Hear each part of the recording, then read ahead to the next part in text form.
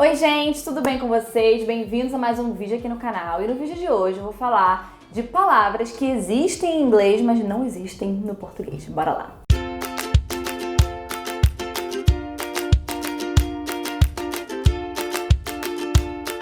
Bom, já deixa o like aí, se inscreve no canal pra gente já partir para essas palavrinhas que existem no inglês, mas não existem no português. Mas entenda, não é que a gente não consiga de jeito nenhum expressar isso em português. A gente consegue, mas não tem uma palavra para falar isso, sabe? Assim como temos no inglês, não é aquela mesma coisa, sabe? Você precisa de muitas palavras para explicar. Não é nem que vira 2 palavras ou 3, às vezes você precisa super explicar aquilo, sabe? Eu já fiz alguns vídeos desse aqui no canal, inclusive do oposto também, que temos no português, mas que a gente não consegue expressar da mesma maneira em inglês. Então a primeira palavra aqui é Google. Google é Google.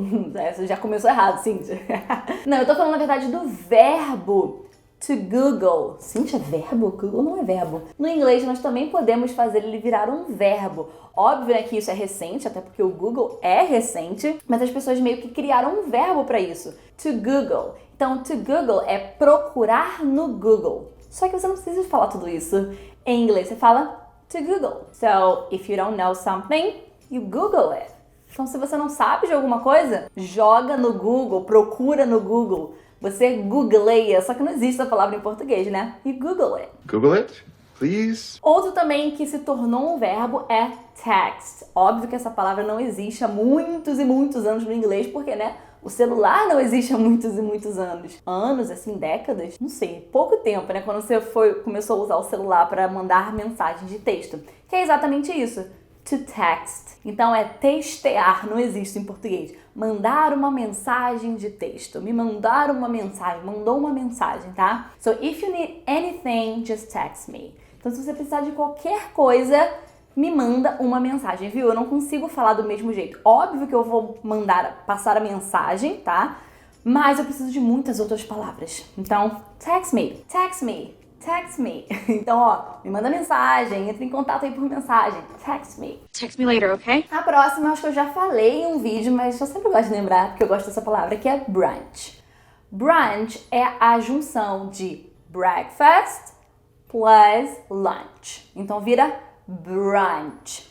Junta as duas palavras em uma só. E o que é isso? Isso é muito comum nos Estados Unidos, no Canadá, acredito que em muitos países da Europa. Isso não é tão comum, não tô dizendo que não é comum você fazer essa refeição específica, mas não é comum a gente ter restaurantes que fazem isso no Brasil e tal. Então, o brunch, ele é uma mistura entre café da manhã e almoço. Então, geralmente a gente faz brunch nos sábados e principalmente nos domingos, é uma tradição fazer brunch no domingo. Você, tipo assim, você acorda tarde, sei lá, 10, 11... meio-dia já, e você não quer almoçar direto, mas você também não quer só tomar um café da manhã, você quer fazer um brunch. Então você meio que mistura ali um steak de carne com toast, né, que seria tipo a torrada com ovos, sabe? Uma coisa meio café da manhã, meio almoço, então seria brunch. So we always have brunch together on Sunday. Então a gente sempre faz um brunch ali juntos no domingo, e viu? Não tem como eu traduzir, vira brunch, tá, gente? Like brunch, what is brunch? Próxima palavra, essa todo mundo usa, que é spoiler. Spoiler. Spoiler alert. Alerta de spoiler, viu? Não tem tradução. Que é quando você conta algo previamente, né, pra alguém, algo que vai acontecer num filme, num seriado. Então é um spoiler. By the way, I hate spoilers. Eu odeio spoiler, tá? Eu não gosto de saber. Pra mim, o filme, o seriado não é a mesma coisa se eu já souber o que acontece. Pode até ser que eu veja, mas não tem a mesma emoção pra mim. Spoiler alert. A próxima é uma que eu gosto muito. Eu aprendi, assim, no uso, né? Eu aprendi ela nos Estados Unidos, se não me engano. Que é to be in awe of. To be in awe of. When you're in awe of something, você tá, tipo, muito admirado, ou por uma questão de surpresa, ou por respeito, né? É uma mistura de sensações, não tem uma palavra, só uma sensação só que eu possa definir. Mas tem um exemplo aqui pra vocês que eu separei, que é o seguinte, ó. Everyone in the country was in awe of the king and the queen. Então todo mundo no país estava ali admirado, ou, né, com muito respeito, ou muita surpresa ali do rei e da rainha. Nesse contexto seria mais, né, com respeito, com muita admiração, né? In awe. Now I'm just in awe of him. Bom, agora temos uma duplinha de palavras onde uma nós temos e a outra não. A primeira seria blank. Blank quer fazer isso aqui, ó. Blank. My goodness, he didn't even blink. Então ele nem piscou. Piscar. Agora, se você for piscar assim, ó. Eu não sei muito fazer isso, né? Pode ser que seja ridículo. Não precisa abrir a boca, né? Você está wank. Wank, tá? Wank. Não é blank. Ó, blank, wank. Então, he winked at me. Então, ele deu aquela piscadinha pra mim. No português, a gente vai usar a mesma palavra, piscar. Só que a gente meio que usa de outros artifícios, né? Ah, ele deu uma piscadinha pra mim. Obviamente, não quer dizer ele deu uma piscadinha pra mim. Não. Então, é muito pelo contexto, tá? Mas a gente tem a mesma palavra em português, piscar. That's a blink. You can't wink, can you? Uma outra é toes. Toes são dedos dos pés. Então, na mão, nós temos fingers. E nos dedos dos pés nós temos toes. E aí, óbvio, a gente pode falar dedo da mão, dedo do pé. Só que a gente não tem uma palavra, tá vendo? A gente precisa falar se é da mão ou do pé. No inglês não, nós temos os fingers e toes, que são os dos pés já. Então não precisa, sabe, acrescentar palavras. Oh, look at those little fingers and toes. Uma outra palavra é to succeed, mas o succeed como verbo, né? Não tipo sucesso ou ser bem sucedido, não. Succeed. Então, succeed não tem uma palavra em português. Eu vou dar um exemplo para vocês. Why doesn't everybody succeed in learning English? Porque nem todo mundo, eu vou ter que usar duas palavras, tem sucesso, né, em aprender inglês, que também não tá uma construção muito boa. Seria sucedeia em aprender inglês. Tenho sucesso em algo. To succeed. É isso, mas não tem uma palavra exatamente em português. Me conta aqui se vocês falariam de uma outra maneira. Eu não consigo pensar em nada em português exatamente para expressar isso. Then let's succeed.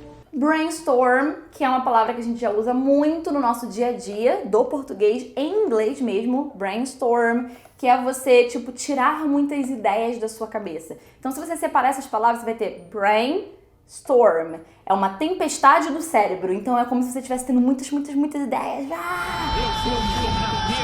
When you get together to brainstorm, você se junta, né, com algumas pessoas para ter ideias. Cíntia, mas ter ideias seria have ideas. Sim, só que não é uma coisa que brainstorm. Brainstorm é específico.